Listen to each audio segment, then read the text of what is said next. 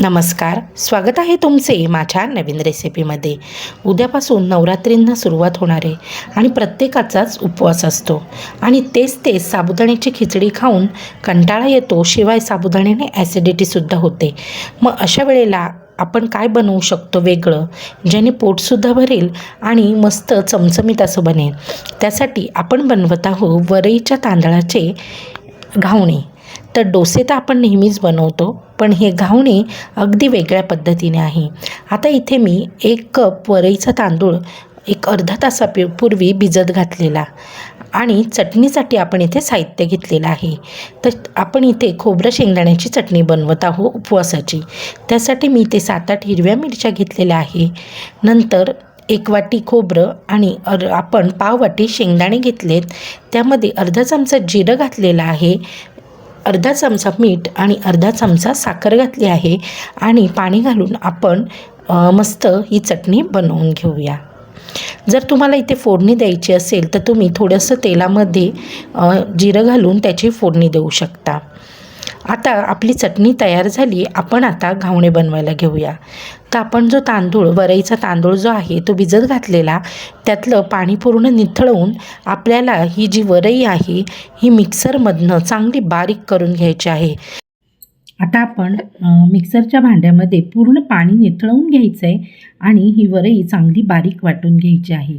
अगदी मस्त डोशाचं पीठ जसं असतं त्याच पद्धतीने आपल्याला हे बारीक करून घ्यायचं आहे. पाणी पूर्ण काढून घ्यायचं आहे आधी. जर पाणी राहिलं ना तर ही नीट वाटली जाणार नाही. आता ही वरई छान बारीक वाटून घेतली. अगदी डोशाचं जसं पीठ असतं त्याच पद्धतीने आपण ही वाटून घेतलेली आहे. आता आपण ह्यामध्ये थोडंसं पाणी घालून घ्यायचं आहे आणि कन्सिस्टन्सी ॲडजस्ट करून घ्यायची. आपल्याला हे जे पीठ आहे हे थोडंसं पातळसरच हवं आहे. जसं आपण घावणे बनवतो तांदळाच्या पिठाचे त्याच पद्धतीचं आणि त्याच कन्सिस्टन्सीचं आपल्याला हे बॅटर हवं आहे.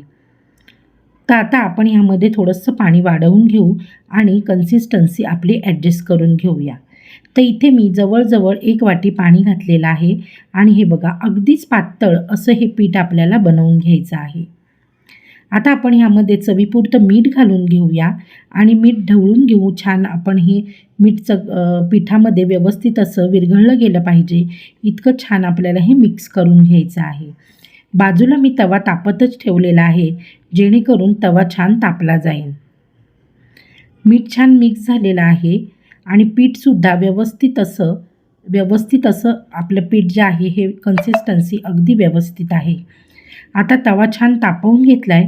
त्याला ब्रशने आपण सगळीकडनं व्यवस्थित असं तेल लावून घेऊया आणि जसे आपण तांदळाच्या पिठाचे घावणे काढतो त्याच पद्धतीने आपल्याला हे घावणे काढून घ्यायचे आहेत.